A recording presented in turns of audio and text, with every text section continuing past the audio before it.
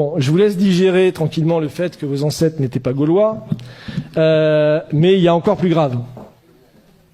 Il y a encore plus grave, le temps passe vite, oh là là.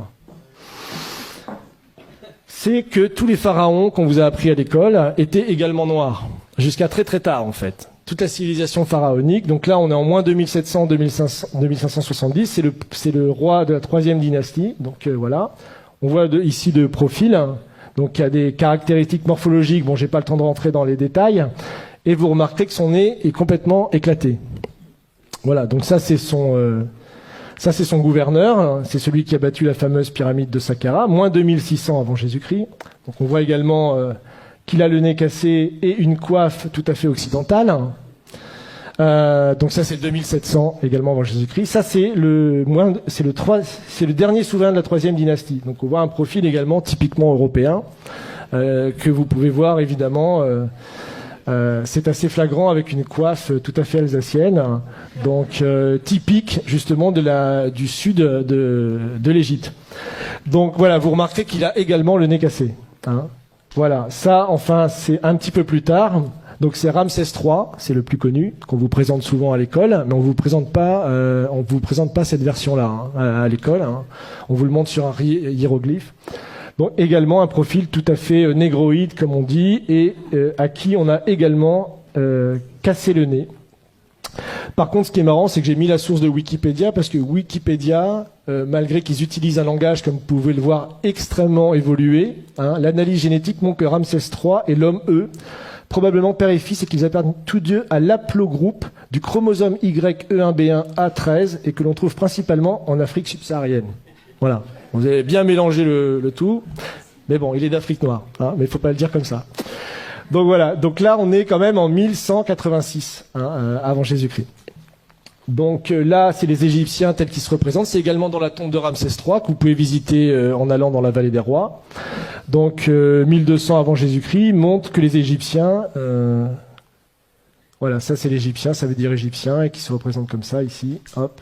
Voilà, l'Égyptien vu par lui-même, donc voilà, ça c'est 1200 avant Jésus-Christ. Donc imaginez un petit peu. Donc voilà. Et certains scientifiques, déjà un peu plus tôt, et c'est les découvertes qu'a fait Cheikh Anta Diop, c'est-à-dire que lui il a même découvert que bien avant les découvertes qu'on a fait par la science, des explorateurs au moment des invasions de Napoléon ou des Anglais ou des Allemands qui étaient allés en Égypte, avaient découvert que les pharaons étaient noirs, mais que personne ne voulait en parler.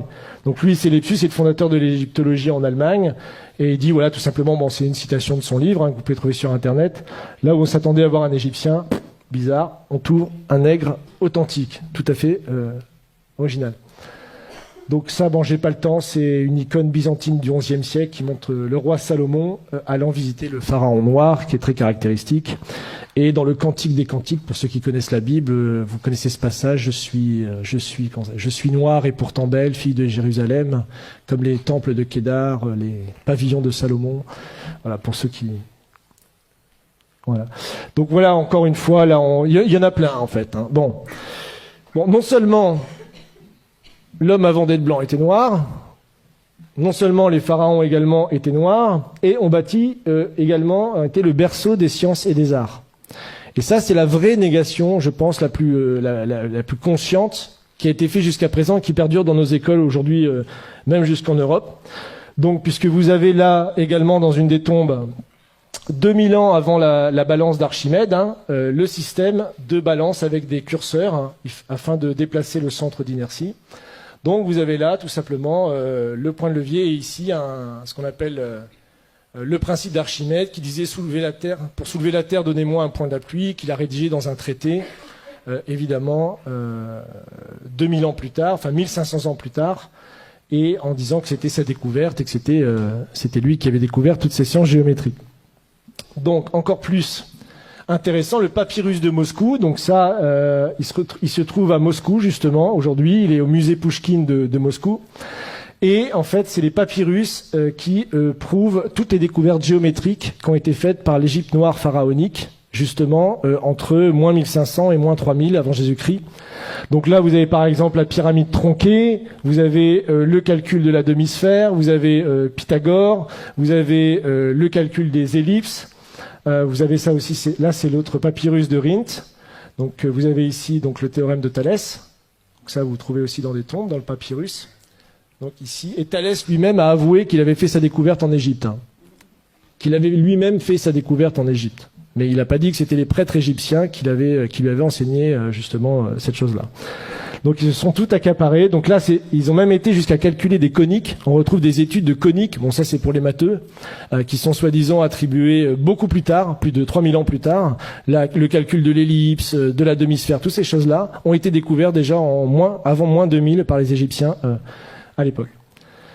Donc, encore plus fou, c'est que les pyramides ont été faites, elles, encore plus tôt. Donc c'est 2600 pour la pyramide, je crois que j'ai les dates ici.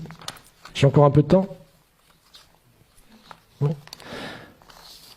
Donc ça c'est la pyramide de Khéops qui a été faite en 2500 avant Jésus-Christ. Donc qui nécessite des niveaux de science extrêmement aboutis puisque la base de la pyramide est horizontale à 20 mm près. Vous imaginez déjà les calculs qu'il fallait faire. Et pour obtenir un carré parfait de la pyramide, c'est seulement 0,05% d'erreurs qui ont été faites. Aujourd'hui encore, moi j'ai lu des thèses qui datent de 1970 qui vous prouvent qu'il est impossible que les Égyptiens aient construit les pyramides. Il y a des thèses qui sont écrites là-dessus jusque dans les années 70. J'ai même une citation là, qui est sur un site de vulgarisation scientifique. Ils ont des dizaines de milliers d'abonnés. C'est vraiment une chaîne YouTube et tout ça qui est très bien. Et vous pouvez dire que, sachant que les mathématiques, la géométrie et autres sciences nécessaires à de tels résultats n'existaient pas dans l'Égypte ancienne, en tout cas pas sous une forme élaborée, Pythagore évidemment ne naîtra que 1000 ans plus tard, comment les Égyptiens sont-ils parvenus à un tel degré de perfection? Pas de révélation évidemment dans ce site, mais rassurez-vous, les égyptologues continuent de chercher. Donc ça c'est publié en 2015. Vous imaginez. Donc ça, c'est pour vous montrer les dates justement des grands découvreurs qu'on apprend à l'école. Donc le théorème de Pythagore, Thalès, le théorème de Thalès, évidemment, puis d'autres scientifiques ont travaillé sur les coniques ou Archimède. Donc voilà. Enfin, pour finir, ça c'est une image peinte du Sphinx à l'époque de Napoléon par quelqu'un qui s'appelle Vivant Denon, et donc qui est assez caractéristique, comme vous pouvez le voir, de la race négroïde des Égyptiens. Donc ça, c'était publié à l'époque, et lui-même disait, je vous cite, « Je n'eus que le temps d'observer le Sphinx, qui mérite d'être dessiné avec le soin le plus scrupuleux, et qui ne l'a jamais été de cette manière. Quoique ses proportions soient colossales, les contours qui en sont conservés sont aussi souples que purs. L'expression de la tête est douce, gracieuse et tranquille. Le caractère en est africain, mais la bouche dont les lèvres sont épaisses a une mollesse dans le mouvement et une finesse d'exécution vraiment admirable. C'est de la chair et de la vie. Quant au caractère de leur figure humaine, n'empruntant rien des autres nations, ils ont copié leur propre nature, qui était plus gracieuse que belle.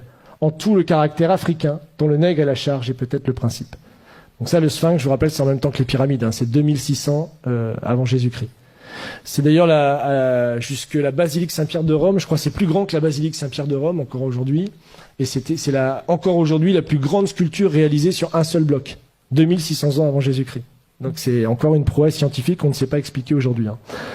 Donc voilà, et pour finir, puisque le temps presse, ça c'est un proche également de Napoléon, donc qui a été avec lui dans les voyages en Égypte, et qui fait cette citation sur laquelle je terminerai, pour vous laisser réfléchir à tout ce que je viens de vous dire. Donc il parle justement des Égyptiens. Tous ont le visage bouffi, l'œil gonflé, le nez écrasé, la lèvre grosse. En un mot, un vrai visage de mulâtre. J'étais tenté de l'attribuer au climat lorsqu'ayant été visiter le Sphinx, son aspect me donna le mot de l'énigme. En voyant cette tête caractéristique du nègre dans tous ses traits, je me rappelais ce passage remarquable d'Hérodote où il dit « Pour moi, j'estime que les Colches sont une colonie des Égyptiens parce que comme eux, ils ont la peau noire et les cheveux crépus. » C'est-à-dire que les anciens Égyptiens étaient de vrais nègres. Mais en revenant à l'Égypte, le fait qu'elle rend à l'histoire offre bien des réflexions à la philosophie. Quel sujet de méditation de voir la barbarie et l'ignorance actuelle des Coptes, issus de l'alliance du génie profond des Égyptiens et de l'esprit brillant des Grecs, de penser que cette race noire, aujourd'hui notre esclave, est l'objet de nos mépris, et celle-là même à qui nous devons nos arts, nos sciences et jusqu'à l'usage de la parole. Imaginez enfin que c'est au milieu des peuples qui se disent les amis de la liberté et de l'humanité que l'on a sanctionné le plus barbare des esclavages, est mis en problème si les hommes noirs ont une